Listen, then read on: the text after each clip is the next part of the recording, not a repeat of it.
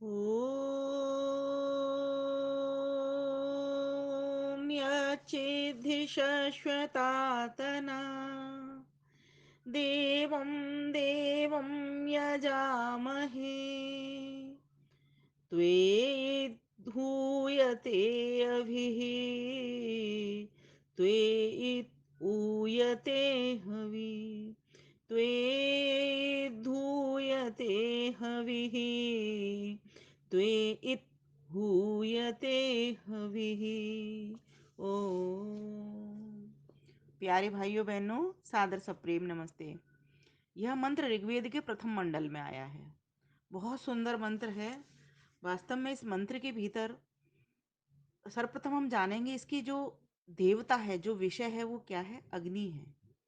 और इसमें जो छंद पढ़ा हमने अभी, वो गायत्री छंद है।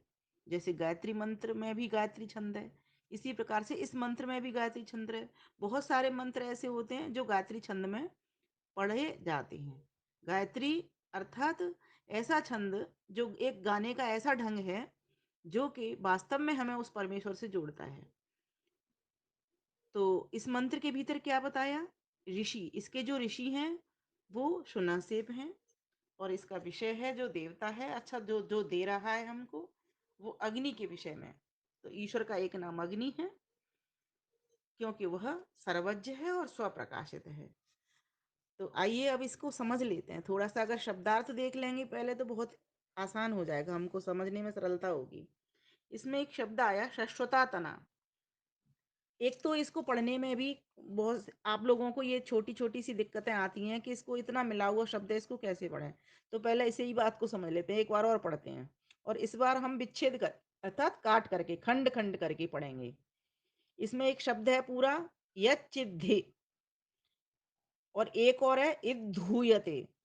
इन दोनों को ही हम काटेंगे, बाकी तो सब अलग अलग हैं, है ना। तो इसको यथ निकल जाएगा इसमें से, चित निकल जाएगा इसमें से, और ही निकल जाएगा इसमें से।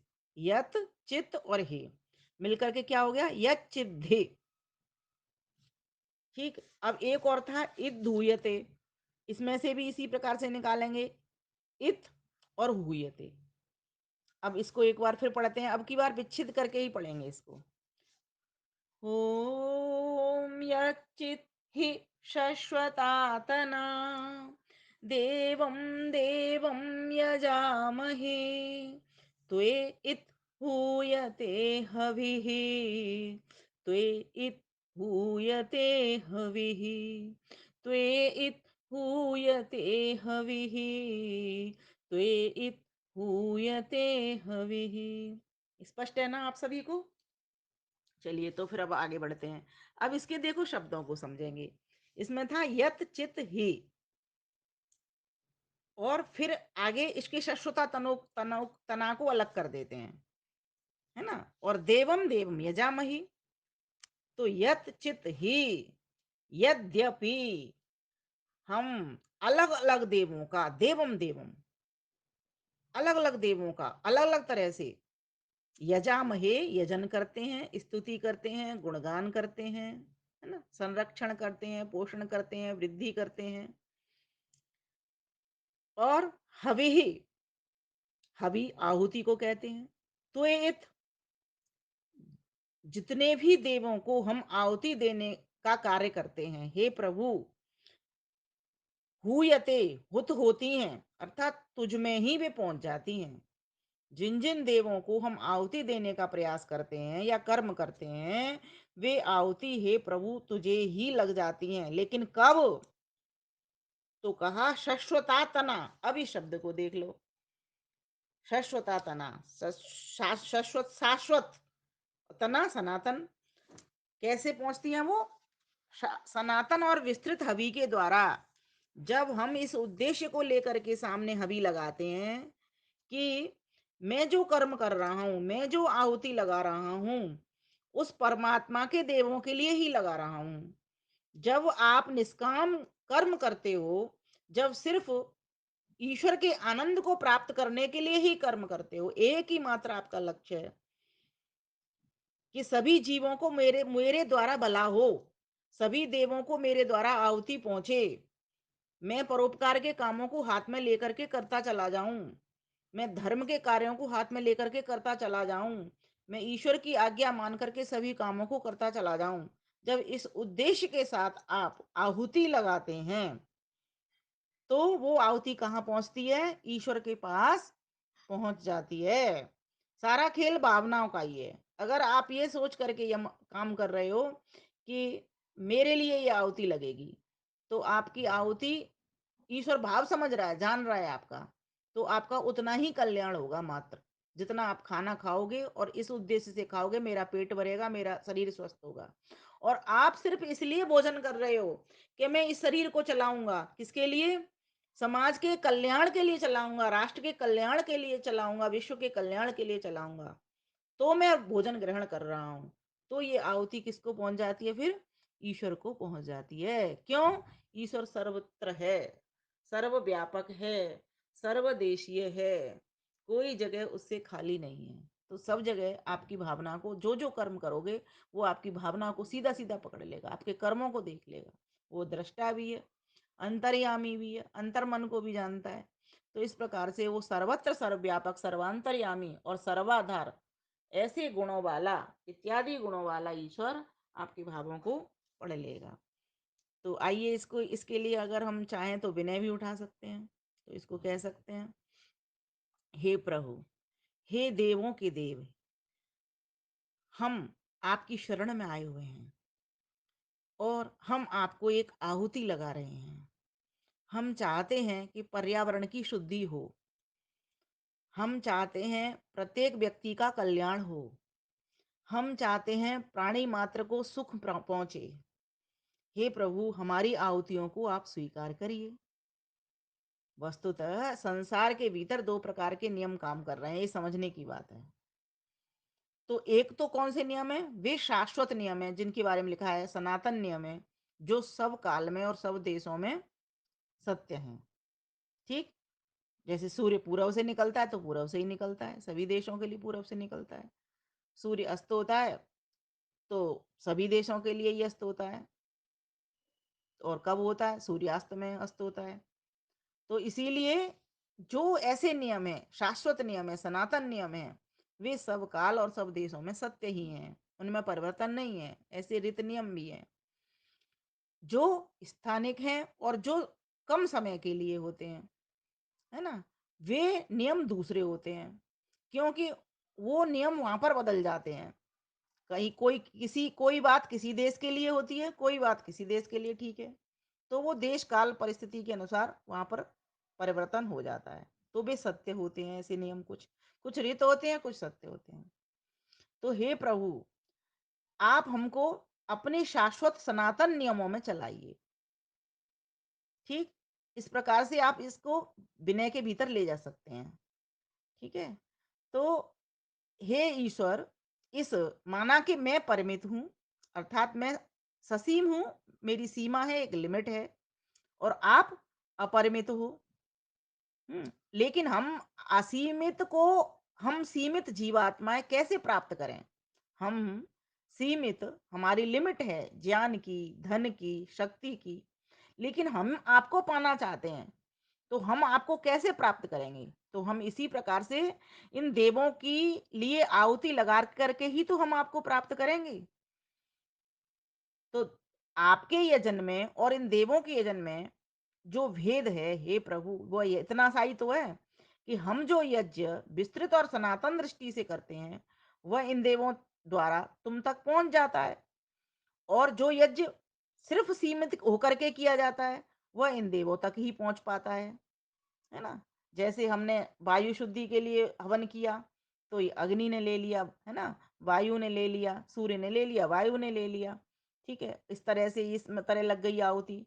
परंतु यदि हम यही अग्निहोत्र सिर्फ इस उद्देश्य से संसार चक्र को चलाने में अंगभूत बन करके करते हैं, तो इस अग्निहोत्र से तुम्हारा ही यजन होता है, तुम्हारी ही पूजा होती है, तुम्हारी ही स्तुति होती है। यदि हम विद्या का संग्रह अपने सुख के लिए करते हैं, तब तो ये सरस्वती देवी का पूजन है, यजन है, स्तुति है। परंतु यदि हमारा ये ज्ञान तुम्हारी प्राप्ति के प्रयोजन से है, देखो वही बात है ना जो मैं कह रही हूं, अगर ईश्वर प्राप्ति हमारा लक्ष्य है और फिर हम इस ज्ञान को ले रहे हैं, तो ये सरस्वती देवी का जो किया हुआ कर्म है, ज्ञान का जो कर्म है, जो ज्ञान का वितरण मैं कर रहा हूँ, तो तुम्हारा ही पूजन है, तुमको ही आहुति पहुँच जाती है। इस प्रकार हम सभी को अपनी मातृभूमि का पूजन भी केवल अपने देश के उद्धार के लिए या जगत हित के लिए दोनों प्रकार का हो सकता है। सिर्फ भावना का यहाँ चेंज हो जाएगा। एक सकाम यज्ञ, एक निष्काम यज्ञ। इसी को तो कहा जाता है। सकाम यज्ञ भी बुरा नहीं है, लेकिन जब निष्काम यज्ञ जब होगा हमारा, तो ईश्वर को सीधी-सीधी चारों ओर से आहुति पहुँच जाएगी। आहुति तो वो भी पहुँच रही है, भाव तो वो भी जान रहा है, लेकिन वहाँ उद्देश्य का ही सारा खेल है। यहाँ तक कि यदि हमारे अपने देह की रक्षा, हमारा नित्य का भोजन खाना भी सचमुच तुम्हारे ही लिए है, तो यह दिखने वाली जो देह पूजा भी है, असल में तुम्हारी ही पूजा होगी, तुम्हारा ही यजन होगा। इसलिए सब बात तो प्रभु देव भाव की ही है, हवि के देने के प्रकार की है। हम सनातन और विस्तृत भावना से जिस किसी भी देवता का यजन करेंगे, उन सब देवों के नाम से दी हुई हमारी हवि तुम तक ही पहुंचेगी। तब हमारा लक्ष्य बस आपको मात्र पाने का हो जाएगा। इसीलिए जब हमारा एक एक कार्य शाश्वत दृष्टि से सनातन नियमों के अनुसार होता है, तब हमारे कर्म से जिस किसी भी देव की पूजा होती दिखती है, वह सब पूजा असल में तुम्हारे ही चरणों में पहुंच जाएगी। बताइए। तो जब ऐसा भाव हमारा हो जाएगा, तो प्रभु आप हमें बहुत आसानी से और जल्दी ही शीघ्रातिशीघ्र प्राप्त हो जाओगे। इसलिए हम जो भी कर्म करें, सुबह उठने से लेकर के रात्रि शयन तक, क्या क्या कहा द्वारा से आप बोलेंगे। अब माइक तो मेरे पास है, आपकी आवाज पहुंच नहीं पा रही है। सुबह उठने से लेकर के रात्रि शयन तक क्या करना होगा हमको? ईश्वर की भावना बना करके, ईश्वर की दी हुई सामग्री से, ईश्वर की दी हुई बुद्धि से, शक्ति से, भक्ति से मैं यह कर्म कर रहा हूँ। ठीक है।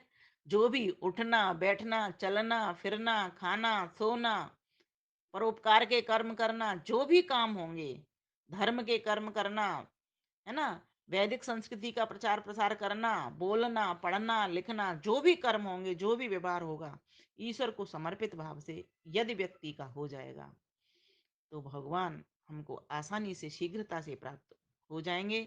और ये भावना बना करके ही हम सभी को इस बात को समझना चाहिए, क्योंकि ये ईश्वर ने ही तो दी है ये वाणी हमको, कि मैं कैसे मिलता हूँ, ईश्वर हमको कैसे मिलते हैं।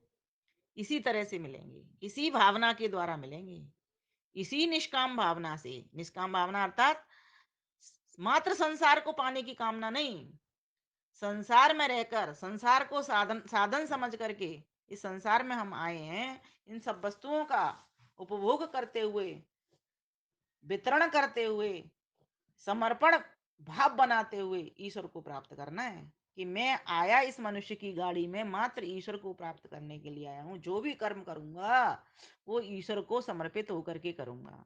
और यही तो भोग चढ़ाना होता है भगवान को। भगवान इसलिए तो कहते हैं भगवान तो भाव भाव के भूखे होते हैं। भगवान किसके भूखे होते हैं? भाव के होंगे। तो इसलिए परमात्मा से प्यार क्या है? परमात्मा से यही तो प्यार है। परमात्मा में रुचि क्या है? यही तो रुचि है। इसीलिए आपने देखा होगा लोग जो नमस्ते भी करते हैं ना, तो वहां वहां से पहले ओम लगा देते हैं। वो क्या है? वो एक प्रीति, मात्र एक प्रीति है। जबकि कर तो वो नमस्ते ही रहा है, लेकिन ईश्वर से प्यार, कहते हैं ना हर कर्म में तो वाचिक रूप से वो ओम ओम को बोलता रहता है बस। ओम ओम नमस्ते, या ओम कुछ कुछ, ओम ओम क्यों पुकार रहा है वो? क्योंकि ओम को लोग भूले रहते हैं। इसलिए ये सिद्धांत बना दिया कि ओम को लगा लो। बाकी कर तो नमस्ते रहे हैं, ईश्वर को ईश्वर याद में बना रहे हैं। कोई भी कर्म ईश्वर से जुड़ा रहे, इसीलिए हम ऐसा प्रयोग में ले आते हैं। तो आइए मेरे साथ गीत का आनंद लेते हैं, स्वरचित गीत का। तर्ज रहेगी आ लौट के आजा। आप और इसको अच्छा गा सकते हैं, मेरा इस वक्त अभी थोड़ा स्वर भी ढीला सा है। जो आ लौट के आजा, जो करे ओम से प्यार, उसी का जीवन हो उद्धार। जो करे ओम से प्यार, उसी का जीवन हो उद्धार। जो गहे शरण करतार, उसी का जीवन हो उद्धार। जो करे ओम से प्यार, उसी का जीवन हो उद्धार। जिसने भी अपने बुन करके सपने विद्या से उर को चमकाया, जिसने भी अपने बुन करके सपने विद्या से उर को चमकाया, मन के जो मन के बिखरे पड़े थे करके इकट्ठा जमाया, सब में ले प्रभु जो निहार, उसी का जीवन होता। जो गहे जो गहे शरण करतार, उसी का जीवन हो उद्धार। जो करे ओम से प्यार, उसी का जीवन हो उद्धार। यज्ञों को करके ईश्वर को वर के हर घर को मंदिर बनाए, जो यज्ञों को करके ईश्वर को वर के हर घर को मंदिर बनाए, वेदों की शिक्षा लेकर के दीक्षा घर घर में संस्कृत पहुंचाए, वेदों की शिक्षा लेकर के दीक्षा घर घर में वेद पहुंचाए, योगी बन चले संसार, उसी का जीवन होता। जो गहे जो गहे शरण करतार, उसी का जीवन हो धार। जो करे ओम से प्यार, उसी का जीवन हो धार। यही ईश्वर से प्यार है। जो भी ये लेखे ईश्वर को देखे, सब में प्रभु जी समाए। जो भी ये लेखे ईश्वर को देखे, सब में प्रभु जी समाए। मोह को रोके द्रोह को रोके, योग में जीवन बिताए। मोह को रोके द्रोह को रोके, योग में जीवन बिताए। हो विमल झुके प्रभुवार, उसी का जीवन हो उद्धार। जो गहे शरण करतार, उसी का जीवन हो उद्धार। जो करे ओम से प्यार, उसी का जीवन हो उद्धार। जो गहे जो गहे शरण करतार, उसी का जीवन हो उद्धार। जो करे ओम से प्यार, उसी का जीवन हो उद्धार। उसी का जीवन हो उद्धार, जीवन हो उद्धार।